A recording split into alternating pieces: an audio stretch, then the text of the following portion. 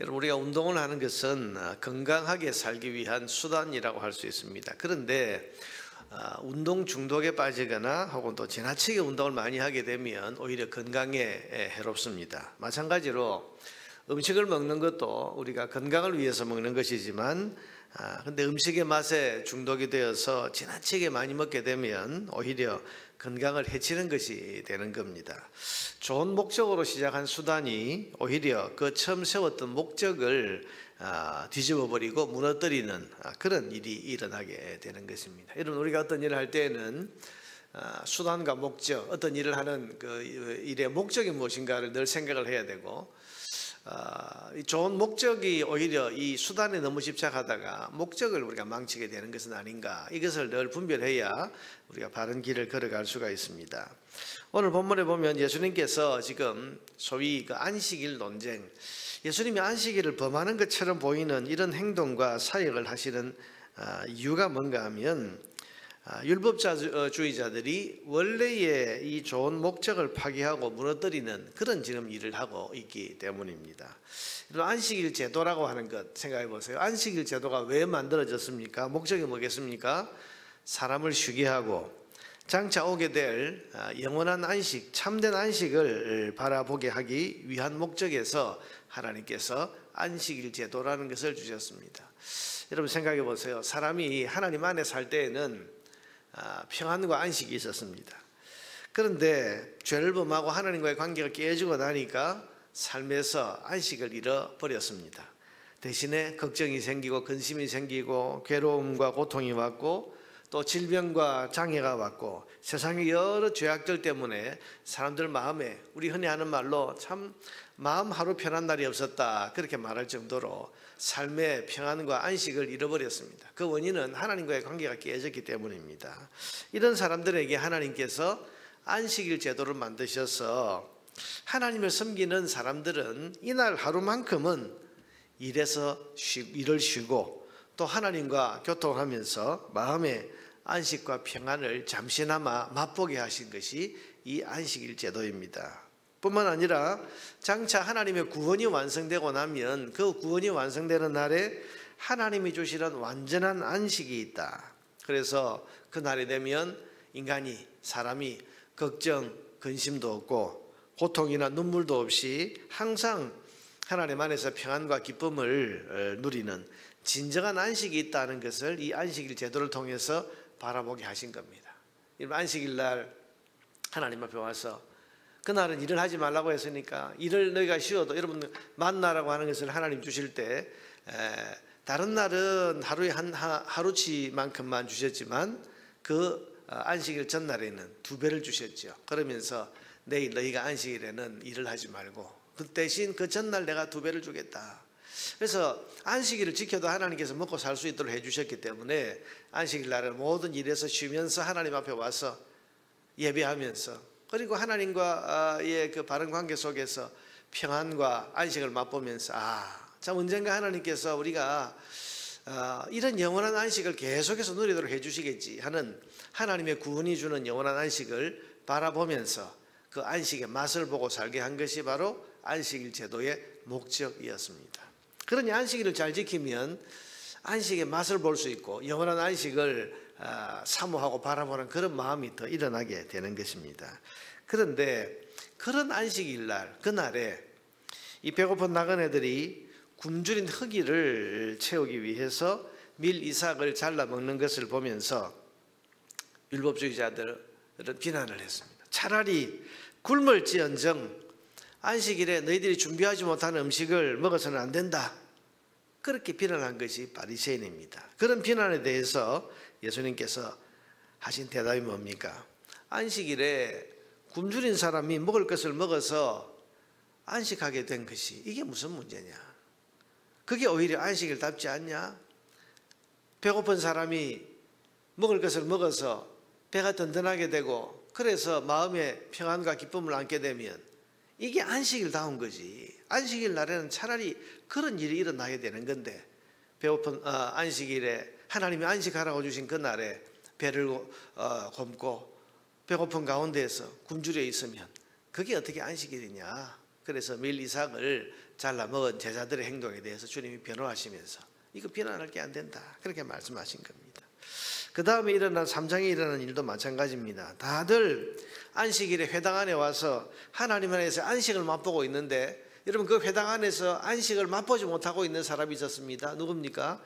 한쪽 손이 마비되어서 지금 안식의 맛을 보지 못하고 고통을 여전히 당하고 있는 이 사람을 예수님께서 고쳐서, 여러분 보세요. 그날 안식일날 회당 안에서 한쪽 손이 마비되어 있던 이 사람이 이제 손이 고쳐져서 자유롭게 되면 이 사람은 하나님 안에서 안식을 또 맛보고 누릴 수 있지 않겠습니까? 그러니 예수님께서는 그날 그 안식일날 한쪽 손이 마비된 채로 그 안식일날 회당에 들어와 있는 이 사람을 고쳐주시는 걸 통해서 이 사람을 회복시켜 주셨습니다.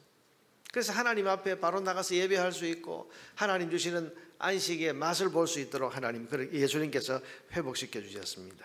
그러니 한쪽 손이 마비되어서 안식의 맛을 보지 못하고 있는 이 사람, 고통 중에 있는 이 사람을 고쳐서 안식의 맛을 보게 한 것이 왜 잘못이냐라고 지금 예수님께서 말씀하고 계시는 겁니다. 그래서 여러분 3장 3절 4절을 한번 보세요.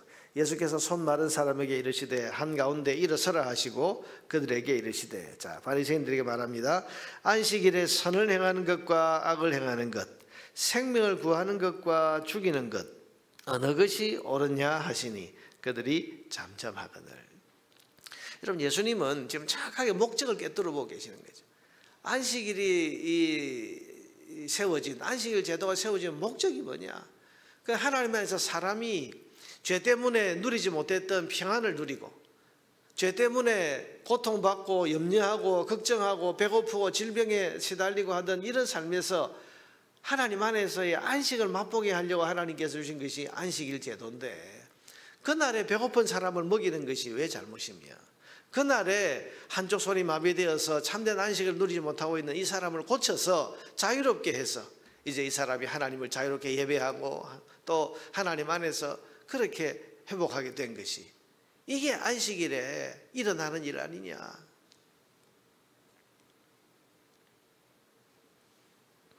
예수님이 보시는 것은 목적입니다. 본질입니다. 제도나 수단 자체가 아니었습니다.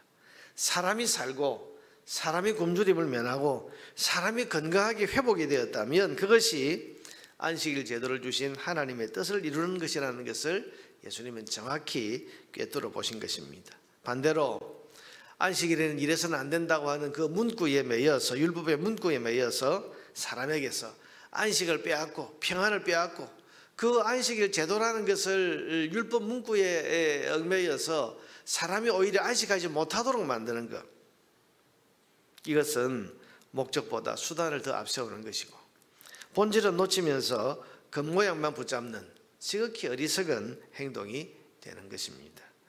여러분 안식일 제도를 포함한 모든 율법의 핵심, 율법의 요약이 뭡니까?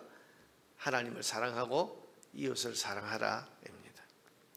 그러니까 우리가 안식일에 무엇을 해야 될지 물어볼 필요가 없습니다. 어떤 분들은 지금도 안식일과 주일은 좀 다르긴 합니다만은, 목사님 주일에 이런 거 해도 됩니까? 이런 거 하면 안 됩니까? 해도 되는지 하지 말아야 되는지 이렇게 물어보는 경우가 있는데, 사실은 물어볼 필요가 없습니다. 하나님을 사랑해서 하는 모든 일은 얼마든지 할 수 있습니다. 하나님 사랑이 율법의 목적이기 때문에, 또 이것이 사람을 유익하게 하는 일이라면, 사람을 행복하게 하나님 안에서 기쁨을 누리게 할 수 있는 일이라면 그 일은 얼마든지 해야 하고 할 수 있는 것입니다. 반대로 안식일에서 하지 말아야 될 것, 안식일뿐 아니라 그 어떤 날에도 할 수 없는 일, 하지 말아야 되는 일이 있습니다. 그게 뭡니까? 그것은 하나님의 사랑을 저버리는 일. 그건 여러분 안식일만이 아니고 주일만이 아니고 모든 날 동안 하나님 사랑을 저버리는 일을 해서는 안 됩니다. 하나님 사랑하지 않고 또 하나님보다 더 사랑하는 일이 있어서는, 그런 일은 했어서는 안 됩니다. 하나님보다 더 사랑해서 하는 일이 있다면 여러분 그건 안식일뿐 아니라 그 어떤 일에도 해서는 안 되는 거죠. 그게 우상을 섬기는 거 아닙니까? 또 해서는 안 되는 일이 뭡니까? 안식일뿐 아니라 그 어떤 날에도 해서는 안 되는 일은 사람을 상하게 하는 일, 사람을 괴롭게 하는 일, 사람을 압박해서 안식하지 못하게 하고 고통을 주는 일, 사람에게 하나님 안에서의 안식을 누리지 못하게 하는 일, 여러분 이런 일은 해서는 안 되는 것입니다. 그러니까 여러분 율법의 목적이 뭐냐? 하나님 사랑하고 이웃을 사랑하는 것. 이게 율법의 목적이죠.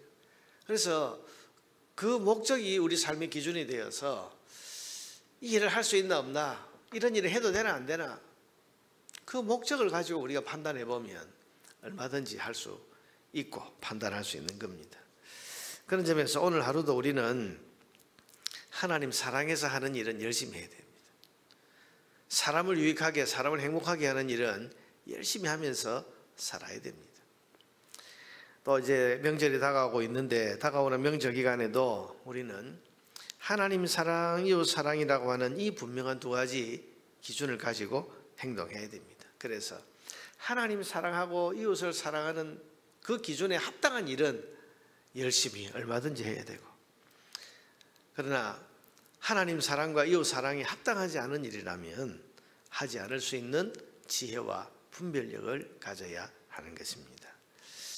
이거 할 수 있습니까? 이거 해도 됩니까? 이렇게 묻지 말고 하나님 사랑, 이웃 사랑이라고 하는 하나님이 주신 분명한 목적에 합당한 삶을 분별하면서 행하는 성숙한 신앙인들이 되어야 하지 않겠습니까? 이것을 위해서 성령의 도우심과 성령의 지혜를 구하면서 오늘 아침에도 하나님, 우리가 하나님 사랑, 이웃 사랑이라고 하는 이 율법과 하나님 말씀의 모든 이 목적과 중심을 가지고, 이 기준을 가지고 하나님 사랑해서 하는 모든 일, 사람을 사랑하고 사람을 유익하게 하는 모든 일들 지혜롭게 판단해서 행할 수 있는 그런 지혜자들, 성숙한 신앙인들 되게 하옵소서. 이런 하나님의 은혜를 구하면서 기도하는 오늘 아침에 기도의 시간이 되시기를 바랍니다.